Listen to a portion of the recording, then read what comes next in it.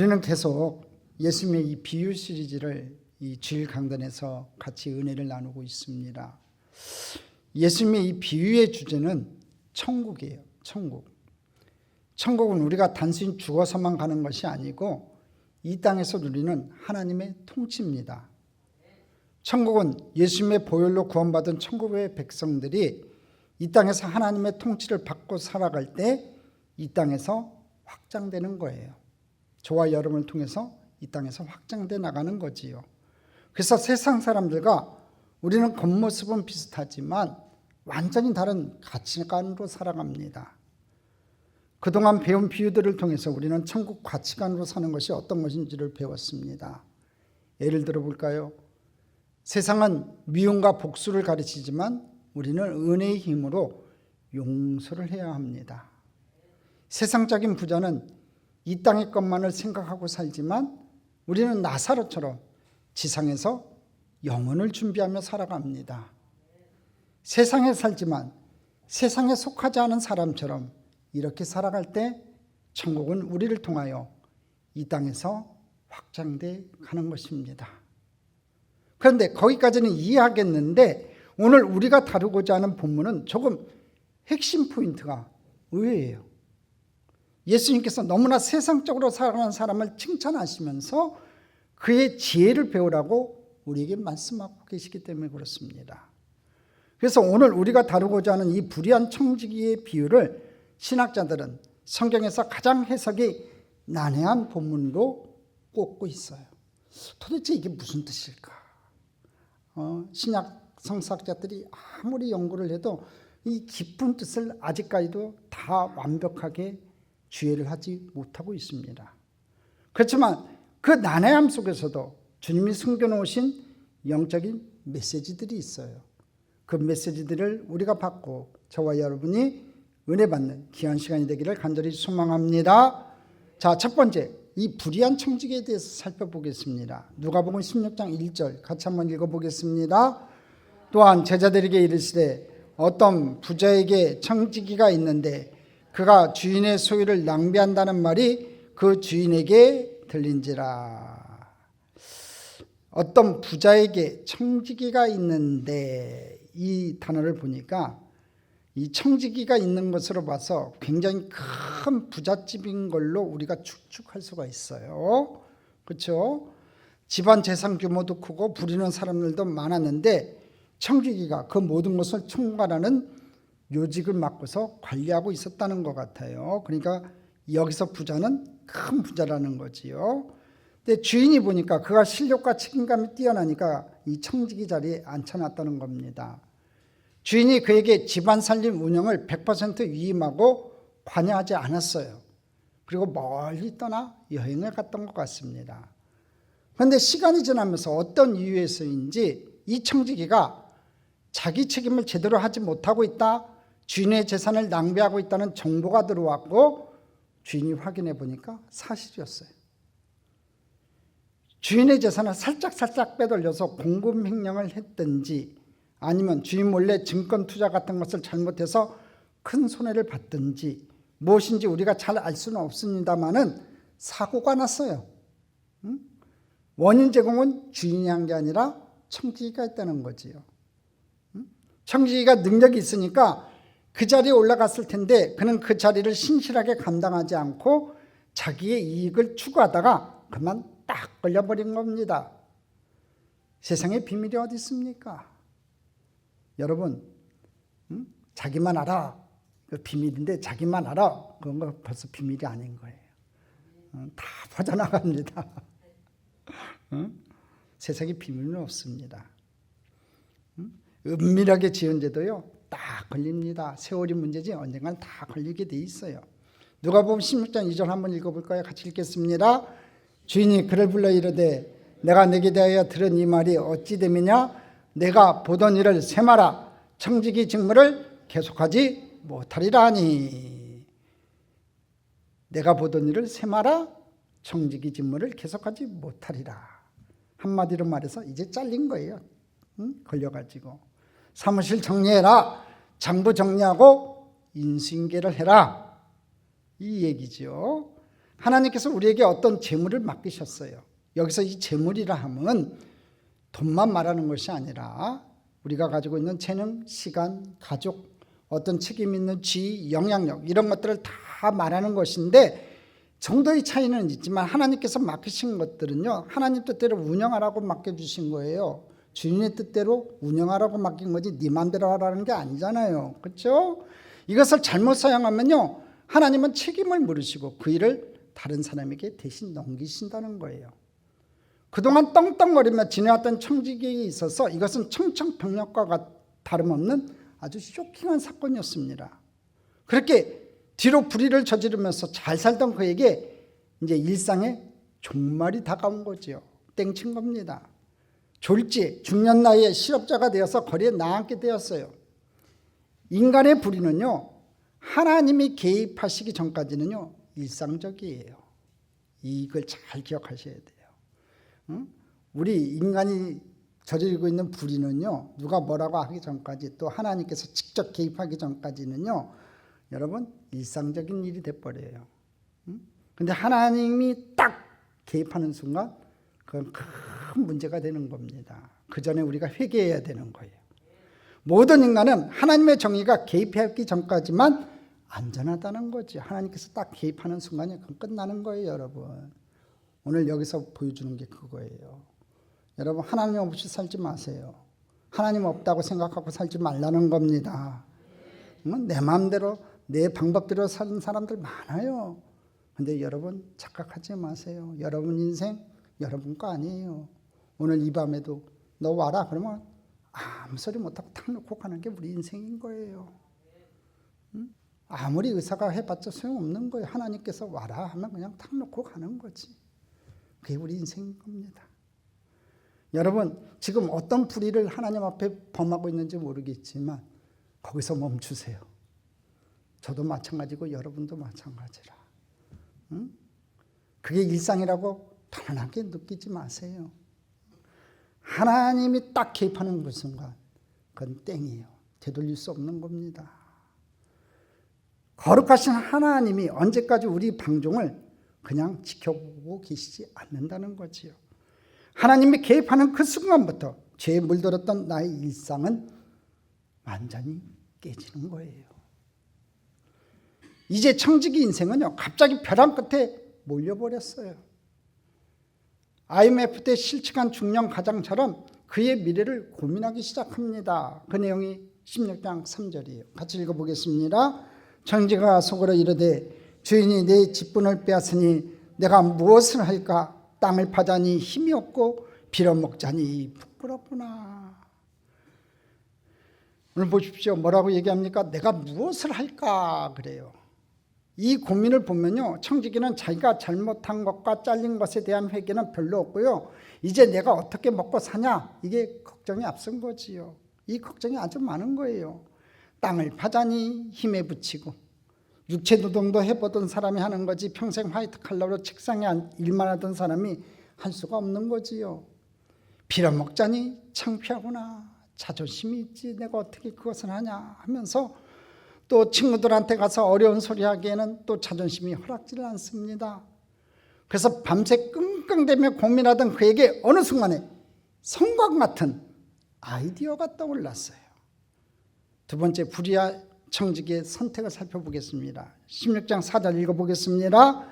내가 할 일을 알았도다. 이렇게 하면 직분을 빼앗긴 후에 사람들이 나를 자기 집으로 영접하리라 하고, 끙끙매던 이 청지기가 뭐라고 얘기해요? 내가 할 일을 알았도다. 내가 할 일을 알았도다. 내가 뭘 해야 되는지 알았다는 거지요. 여러분 청지기에는 시간이 얼마 남지 않았어요. 잘렸잖아요. 이제 사무실 정리하고 나가야 되는데 그 임기가 얼마 남지 않았는데 고작 해야 며칠이었겠지요. 그 힘이 있을 때 그 한정된 시간 안에 그런 필사적인 노후 대책을 세운 거예요. 그 노후 대책이라는 게 주인한테 빚진 채무자들을 불러가지고 인심을 써서, 그래서 자기가 이제 실업자가 되었을 때 그 사람들이 자기를 박대하지 않도록, 자기를 선대하도록, 잘 챙겨주도록 준비를 했다는 거예요. 생각이 딱 정리가 되니까, 그렇게 해야겠다고 딱 결정이 나니까 청지기가 얼마나 빨리 움직였는지 모릅니다. 그래서 이 채무자들을 일일이 다 불렀는데 이 본문은요 딱 2명이 대표적인 예로 나옵니다. 이 2명만 봐도 이 주인이 대단히 부자였다는 것을 우리가 알 수 있어요. 첫 번째 채무자가 누구냐면요, 기름을 빚진 자예요. 그 당시 기름은 가장 비싼 기름이 올리브 기름이니까 올리브 기름 100마를 구워간 사람에게 뭐라고 얘기합니까? 빚증서에다가 50이라고 쓰라는 거예요. 100마를 구워갔는데 50을 빌려갔다고?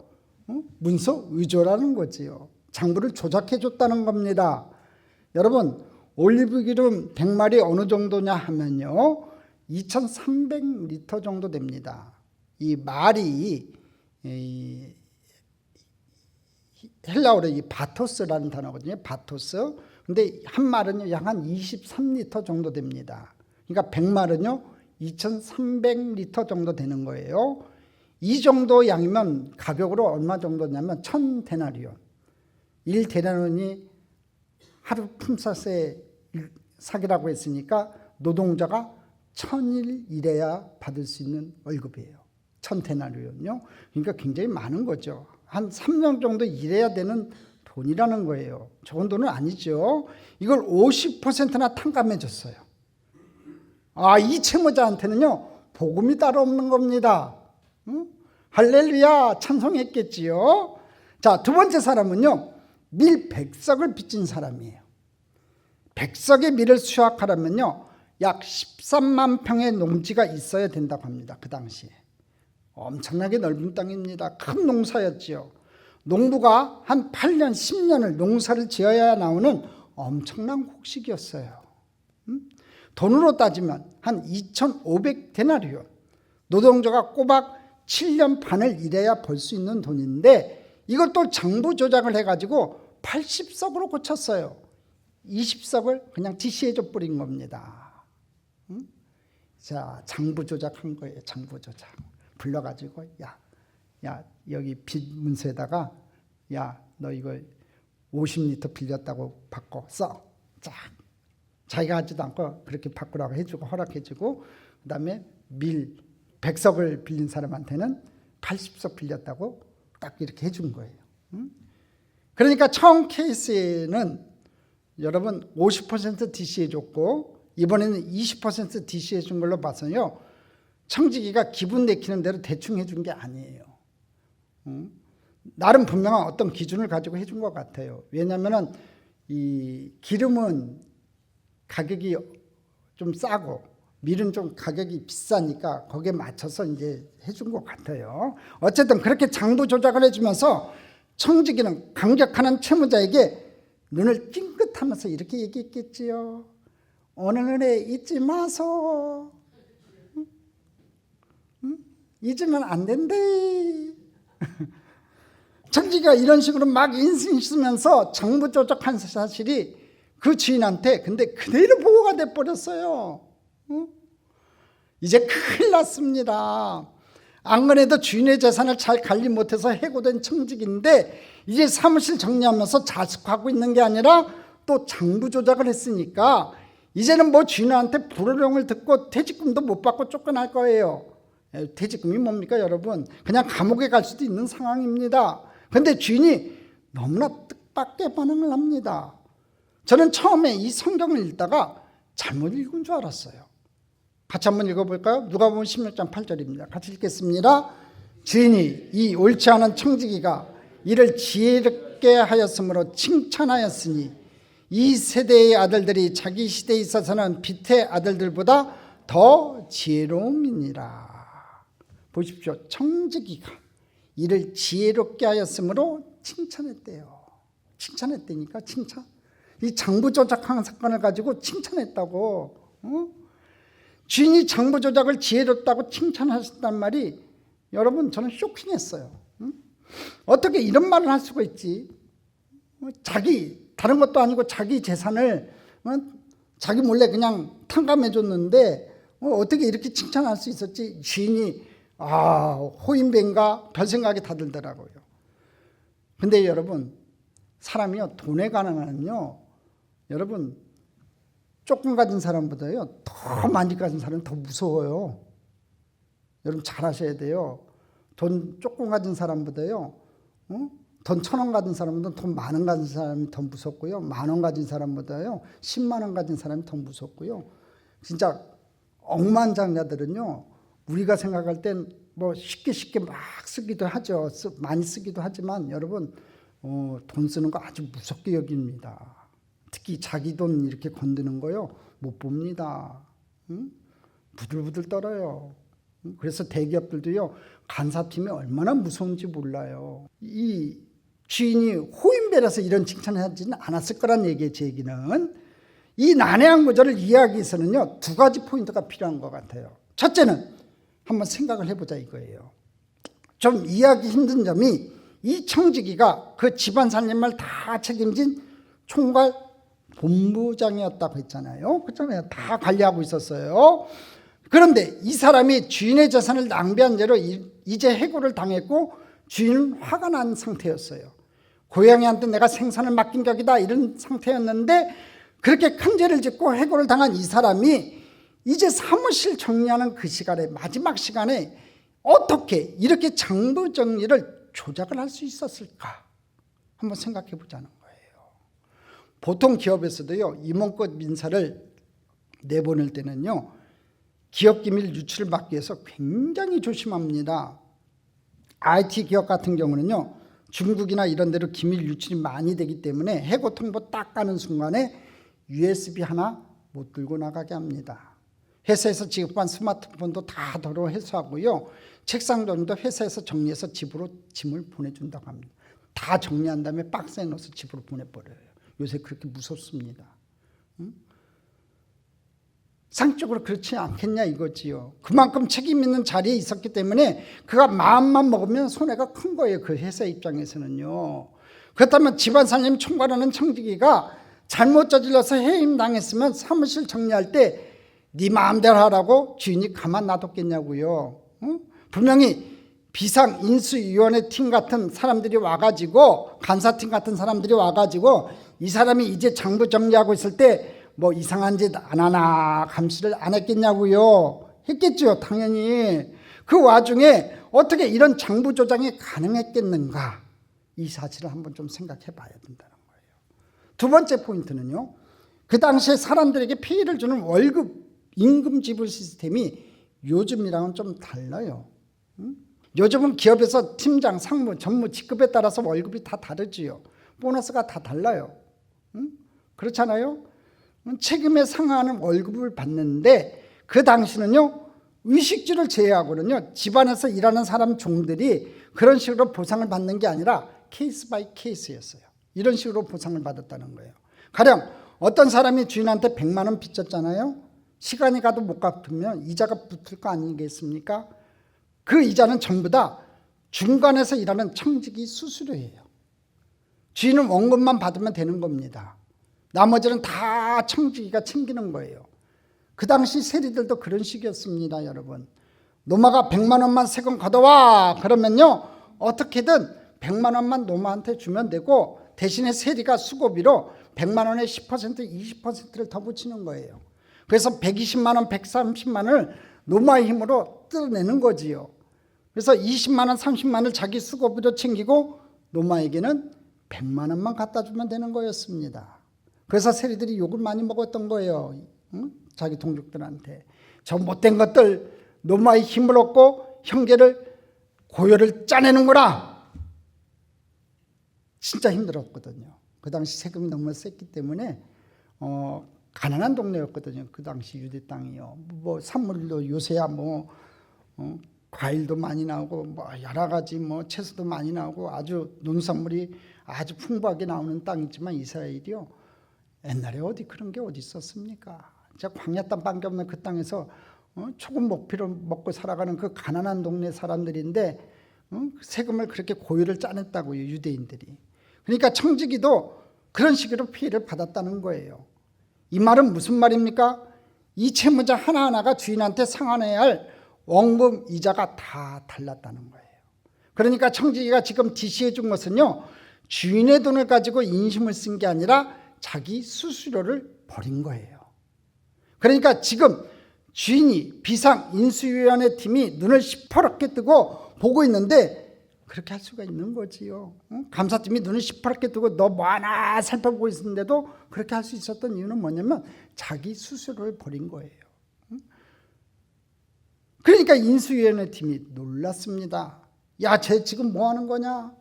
지금 쫓겨나게 된 사람이 상식적으로 자기 퇴직금 차원에서 그건 다 챙겨 나가야 되지 않냐? 그런데 어째서 이걸 다 버리지? 왜 이걸 가지고 인심을 쓰지?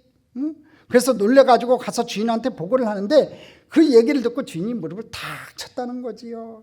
야, 기가 막힌 사람이구나. 놀랍네.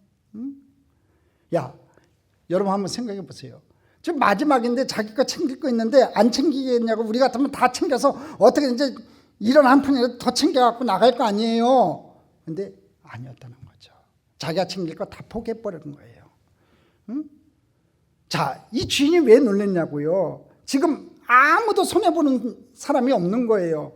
빚진 사람들은 이제 이자 없는 원금만 갚아도 되니까 너무나 감사한 일이고, 주인은 자기가 받아야 될 원금은 손해보는 거 없으니까 괜찮은 거고 노 프로블럼인 거고, 청지기는 자기 퇴직금을 던져서 자기 사람들에게 은혜를 베풀어 가지고 이제 자기가 아무것도 없게 될 미래를 준비했다는 거지요.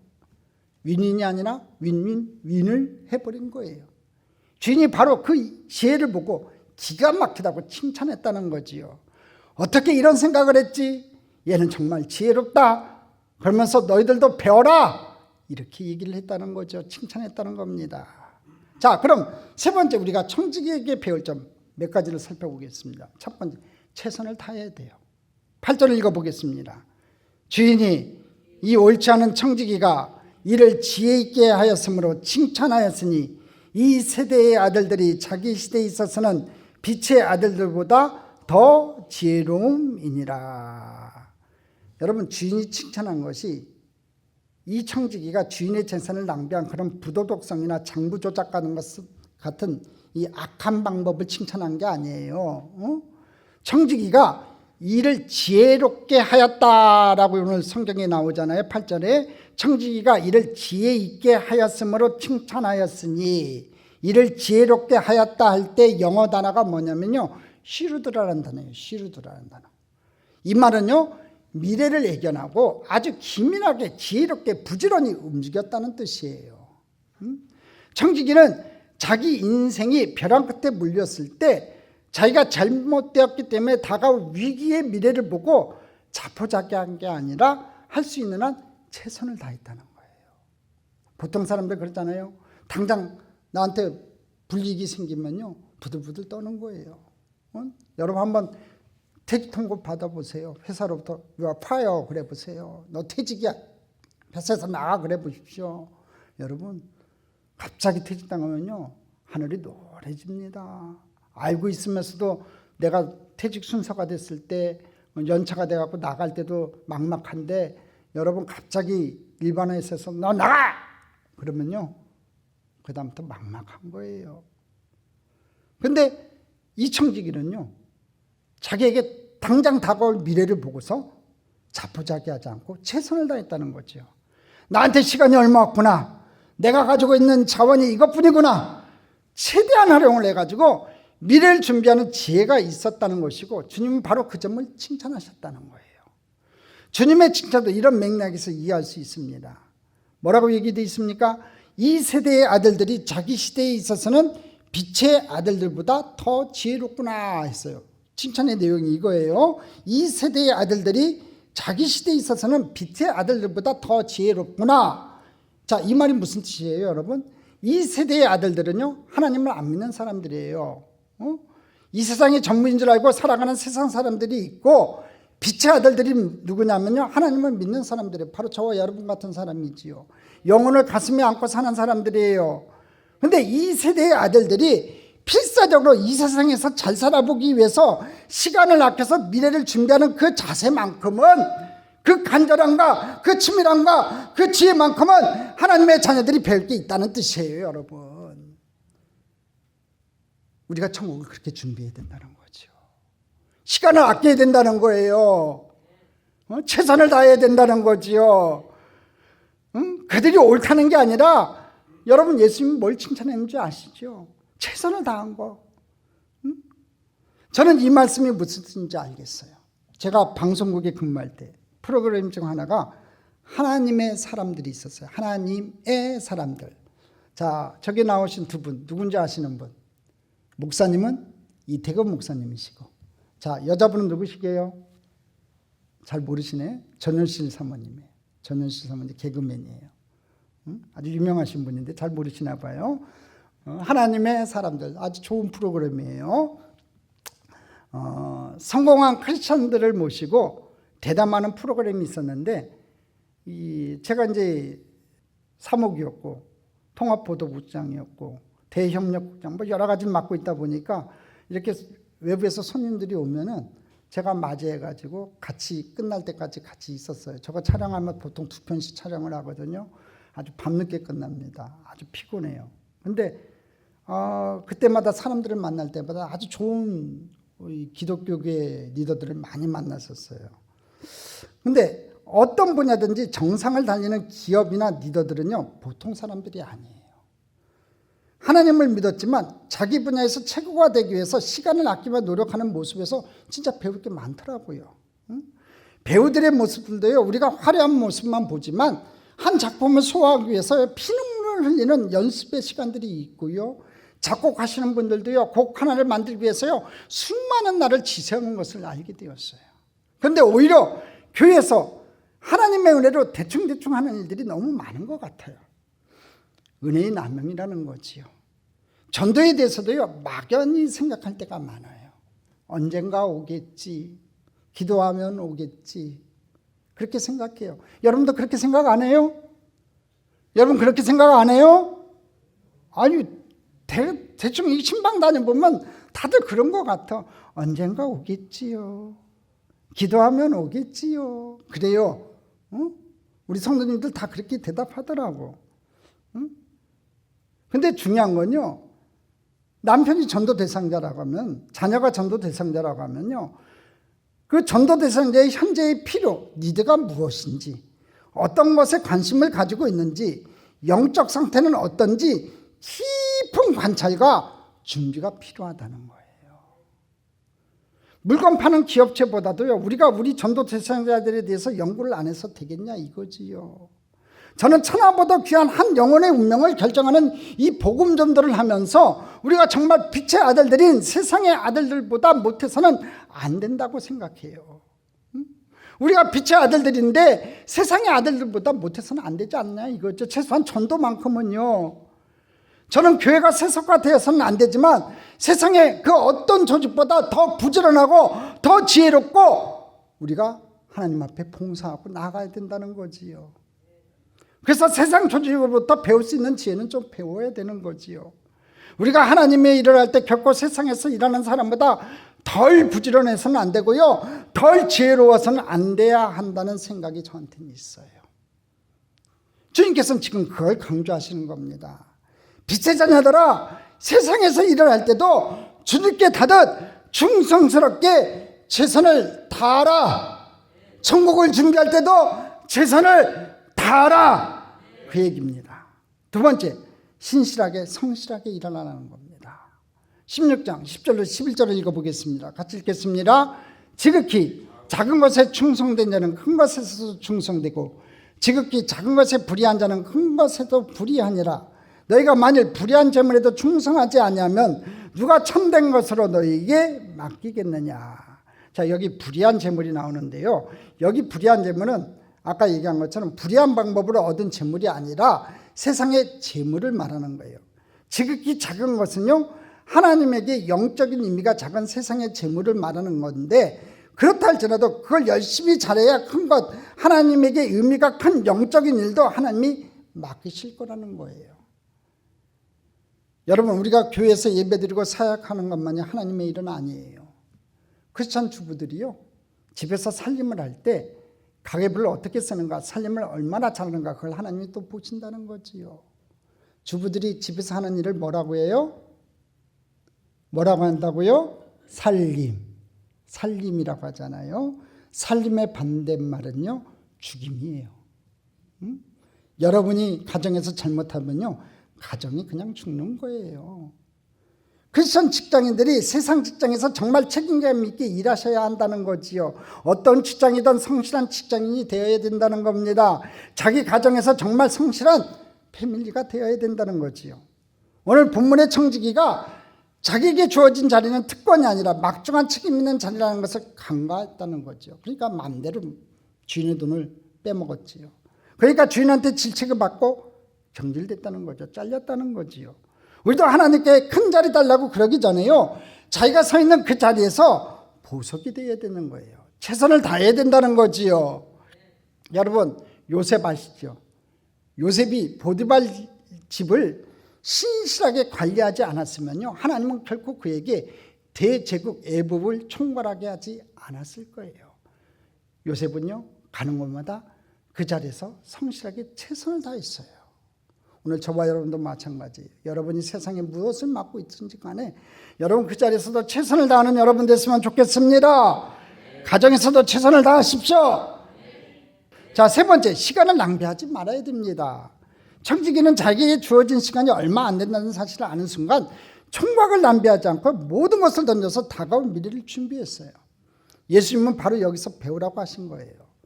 우리 빛의 자녀들이 시간이 무한한 것처럼 빈둥빈둥거려서는 안 돼요. 지금 시간이 얼마 남지 않았어요. 여러분, 구원의 문제도 그런 거예요. 그래요. 시간이 얼마 남지 않는 거예요. 많이 남은 것 같지만 시간이 언제 끝날지 모르는 거거든요. 그러니까 여러분 자녀들 구원시키세요. 세상에 부귀영화 공명을 얻으면 무슨 소용이 있습니까? 영혼의 문제가 해결되지 못하면 끝인 거예요. 여러분이 마음껏 하나님의 일을 할 수 있는 시간이 그렇게 길지 않아요. 예배 드릴 수 있는 시간도 그렇게 많지 않아요. 하나님 앞에 나와서 하나님 앞에 예배 드릴 시간 많을 것 같지요. 여러분 건강이라면요 못 나오는 거예요. 건강할 때 예배 자리가 배설되면요 제일 먼저 좀 오세요. 하나님께서 베푸신 은혜의 자리에 나오고 그 자리에 나와서 하나님을 만날 수 있는 그런 시간들을 많이 가지세요. 제가 목사로서 진짜 부탁드리는 거예요. 이 부분은 여러분의 영혼의 관리를 하지 못하면요, 그 영혼의 관리를 하지 못한 그 결과는요 나중에 하나님께서 분명히 계산하실 날이 있을 거예요. 이 시간을 낭비하지 않고 아무것도 할 수 없는 미래를 준비하는 것이 지혜라는 거지요. 세상에서 가장 무서운 도덕은요 돈 도덕이 아니라 시간 도덕이에요. 여러분의 시간을 낭비하는 사람들하고요 여러분 놀지 마세요. 야 노세 젊어서 놀자 하는 사람이 있으면 예수 피로 물리치세요. 모든 사람이 공평하게 가지고 있으면서도요 모든 사람이 귀중함을 잘 모르는 게 이 시간이에요. 하나님은 24시간 우리 모두에게 똑같이 공평하게 주셨어요. 빌 게이츠나 저나 똑같이 24시간 받은 거예요. 그 시간을 어떻게 사용하는가가 중요하다는 거지요. 자, 에베소서 5장 15절로 17절 말씀 한번 볼까요? 같이 읽어보겠습니다. 그런즉 너희가 어떻게 행할지를 자세히 주의하여 지혜 없는 자 같이 하지 말고 오직 지혜 있는 자 같이 하여 세월을 아끼라. 때가 악하니라. 그러므로 어리석은 자가 되지 말고 오직 주의 뜻이 무엇인지 이해하라. 자, 16절에 보면 여기서 세월을 아끼라는 말을요 영어 성경에서 뭐라고 그러는 줄 아세요? Making the most of every opportunity. 너에게 다가오는 모든 기회를 극대화시켜야 된다는 거지요. 똑같은 시간인데 보석처럼 사용하는 사람이 있고요, 똑같은 시간을 쓰레기처럼 낭비해버리는 사람이 있다는 거예요. 성경은 게으름이 죄라고 하지요. 왜? 영적 전쟁에서 마귀의 핵심 전략 중에 하나가 이 게으름이에요. 세상을 변화시킬 수 있는 놀라운 하나님의 사람을요 게으르게 함으로써 괜찮은 일, 바쁜 일들에 막 부산하게 함으로써 최고의 사명을 감당하지 못하게 하는 거예요. 그럼 마귀가 이기는 거잖아요. 여러분이 대충 낭비해버리는 하루는요 마귀의 승리요 하나님의 슬픔이에요. 우리 교회는요 절대 게으르면 안 됩니다. 게으르면 안 됩니다. 하나님 한국교회를 살릴 수 있는 너무나 많은 축복을 주실 교회이기 때문에 우리 교회는 정말 부지런해야 합니다. 기도에 부지런해야 되고 전도에 부지런해야 되고 예배에 부지런해야 됩니다. 여러분이 영적으로 게으르면 큰일 나는 겁니다. 착한 청지기는 주어진 시간을 게으르게 사용하지 않았다는 거예요. 여기서 우리가 배워야 되는 거지요. 네 번째, 받은 축복을 잘 선용해야 되는 거예요. 16장 9절을 읽겠습니다. 같이 읽겠습니다. 내가 너에게 말하노니 불의의 재물로 친구를 사귀라. 그러면 그 재물이 없어질 때에 그들이 너희를 영주할 처소로 영접하리라. 아까 말씀드렸죠. 이 불의의 재물은요, 불의한 방법으로 모은 재물이 아니라 그냥 이 세상의 재물이에요. 이 세상의 재물은요, 단순히 돈만 얘기하는 게 아니라 그랬지요. 우리가 세상에서 취득한 학벌, 지식, 경험, 인맥, 재능, 권력, 시간, 영향력 이런 걸 다 포함해서 말하는 거예요. 세상에선 이런 것들을 운으로 가졌다, 금수저로 태어나서 물려받았다, 자기 노력으로 얻었다고 하지만 우리는 이런 모든 세상적인 축복 또한 하나님의 은혜로 허락된 것임을 우리가 알고 있어요. 여러분 누린 그 모든 것 하나님의 은혜예요. 하나님의 축복이에요. 그러니까 하나님은 그 축복을 주시면서 목적을 가지고 주셨어요. 이 사람한테 사명이 있으니까 주신 거예요. 여러분에게 사명이 있으니까 주신 거라고요. 그런데 사람들은 축복에 담긴 하나님의 뜻을 분별하기보다는요, 축복 자체를 남들에게 과시하기를 좋아한다는 거지요. 야, 내가 노래를 잘해. 깨꼬리 같다. 깨꼴. 응? 세상 유행가나 부르면 되겠어요? 나와서 하나님을 찬양해야겠지요. 할렐루야. 응? 나는 건강을 주셨어. 헬스장 가서 몸 만들지 마시고 여러분 주님 전에 나와서 열심히 봉사해야죠. 땀 흘려서. 하나님이 내게 재물을 주셨어. 여러분 자랑하지 마시고 그 재물을 하나님 나라 위해서 써야 되지 않겠어요? 응? 하나님께서 여러분에게 주신 축복은 목적이 분명히 있다고요. 그 목적을 분별하셔야지 왜 축복 자체를 자꾸 남들에게 과시하기를 좋아하냐 이거지요. 어떤 분들은요 이렇게 얘기해요. 우리 애가 변호사 됐어요. 우리 애가 임원으로 승진했어요. 저는 병원도 안 가볼 정도로 건강해요. 여러분 축복을 받았다는 것 이상으로 중요한 건요, 그 축복을 어떻게 사용하느냐예요. 예를 들어서 여러분이 그토록 자랑하는 명문대 나와서 변호사 된 여러분의 자녀들은 어떤 변호사 되었나요? 제가 이 변호사 얘기를 왜 하냐면 제가 아는 목사님 딸이 법학대학원 나가고 변호사 됐다고 얼마나 자랑하는지 몰라요. 목사님 우리 딸 변호사 됐다. 변호사 됐다. 변호사 됐다. 귀에 딱지가 앉을 정도예요. 그래서 그분 전화하면 그냥 전화도 안 받아요. 첫 마디가 뭐냐면 목사님 우리 딸 변호사 됐다. 저번에도 얘기했는데 그랬나. 이분은 동네방네 전화 걸면서 그 자랑이에요. 그 자랑. 평생의 자랑이에요. 내 평생 자랑 오직 주님의 십자가가 아니라 그분의 평생의 자랑은 자기 딸 변호사 된 거예요. 그토록 자랑하는 명문대 나와서 변호사가 된 여러분의 자녀들은 어떤 변호사가 되었냐 한번 생각해 봐야 되는 거예요. 돈 벌어서 자기 혼자 잘 살고자 사람 잡는 변호사도 많거든요. 여러분 어떤 변호사가 되었냐 이거지요. 여러분의 자녀가 하나님 나라를 위해서 어떤 기여를 하는 변호사가 되었냐 이거지요. 진짜 불쌍하고 어려운 사람들을 도와주는 변호사가 되었냐 이거지요. 약자 편에 서서 그들의 진짜 어렵고 힘든 자를 보호하는 변호사가 됐냐 이거지요. 건강한 몸이라고 자랑하시는 분이요, 건강한 몸 가지고요 자기 쾌락만을 위해서 살면요 아프면서도요 하나님의 일을 하는 사람보다 훨씬 부끄러운 사람이라는 거예요. 어떤 분 그런 분 있어요. 나 은행 계좌가 몇 개인 줄 알아? 내 잔고가 얼마인 줄 알아? 내가 부동산이 얼마나 많은 줄 알아? 응? 내 평생 자랑 주의 십자가가 아니라 내 평생 자랑 그냥 은행에 있는 통장뿐이에요. 그런 분들은 그 자랑하는 것이 부끄러운 일인지도 몰라요. 하나님 나라를 위해서 쓸 계획이 없다면 그것은 하나님 앞에 부끄러운 일이에요. 여러분이 얼마나 가졌는가 그거 중요하지 않아요. 그걸 가지고 하나님 나라를 위해서 쓸 계획이 없다면요 그것은 하나님 앞에서 부끄러운 일이라고요. 하나님 자녀가 할 수 있는 가장 부끄러운 일은요 축복을 자기 자신한테 멈춰 세워놓는 거예요. 그것은 주인의 재산을 낭비한 불의한 청지가 되는 거예요. 축복을 가지고 하나님께서 베풀고 선용하고 흘러가게 하라고 주시는 그 축복을 가지고, 달란트를 가지고 그 축복을 내 앞에만 딱 놓는 거지요. 나 음악 잘해, 나 뭐 잘해, 나 가진 것 많어, 자랑만 한다는 거지. 그것은 주인의 재산을 낭비한 불의한 청지가 되는 거예요. 여러분이 돈이 있으면 언제까지 있을 것 같아요? 젊음과 건강 언제까지 여러분과 함께 할 것 같아요?